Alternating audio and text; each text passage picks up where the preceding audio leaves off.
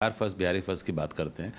वो 5 चीज़ बताइए जो इस बैनर के अंतर्गत आपने बिहार में किया हो और जिसका इम्पैक्ट हुआ हो लोगों को। मैं करना चाहता हूं और अभी जैसा मैंने कहा कि मेरा बिहार में आने का कारण ही यही है कि मैं उस विधिवत तरीके से व्यवस्था के साथ मैं इसको धरातल पर उतार पाऊं।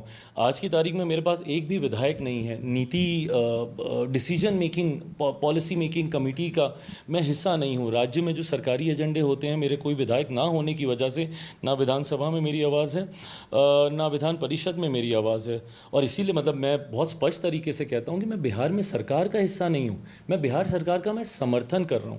केंद्र में मैं सरकार का हिस्सा हूं। जब कैबिनेट में मैं बैठता हूं, कई ऐसे विषय जब आते हैं उस पर चर्चा होती है, मेरा अपना मत होता है, मेरी अपनी राय होती है। जब वक्फ बोर्ड का भी जब बिल आया था, उसमें भी मैंने स्पष्ट तरीके से अपनी पार्टी का मत मैंने रखा था कि इसको जेपीसी में जाना चाहिए ताकि हर स्टेक होल्डर को कम से कम अपनी बात रखने का मौका मिले। उसके बाद जो फैसला सर्वसहमति से होगा वो लिया जाएगा।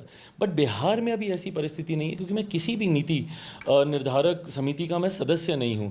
तो ऐसे में फिलहाल मैं उस पोजीशन में नहीं हूं कि मैं बिहार फर्स्ट बिहारी फर्स्ट को धरातल पर उतार पाऊं। इस बिहार विधानसभा चुनाव परिणामों के बाद यकीन है, मुझे पूरा विश्वास है कि मैं उस पोजीशन में मैं आऊँगा। और जब आप बिहार फर्स्ट बिहारी फर्स्ट की बात करते हैं, मैं मानता हूँ कि 5 जो कार्य हैं जो करने की ज़रूरत है। सबसे पहले शिक्षा। जब तक आप शिक्षा पे काम नहीं कीजिएगा, जात पात धर्म मजहब से हम लोग नहीं उठ पाएंगे और राजनीतिक दल निरंतरता में इसका लाभ उठाते रहेंगे। हम लोग को साथ में इंफ्रास्ट्रक्चर डेवलपमेंट पे हम लोग को कार्य करने की ज़रूरत है। हम लोग को एक ऐसी व्यवस्था का निर्माण करने की ज़रूरत है, ना सिर्फ पलायन रुके बल्कि रिवर्स माइग्रेशन मेरे राज्य में शुरू हो। राजस्व हम लोग कैसे बढ़ाएं, ये बहुत बड़ी चर्चा का विषय होना चाहिए।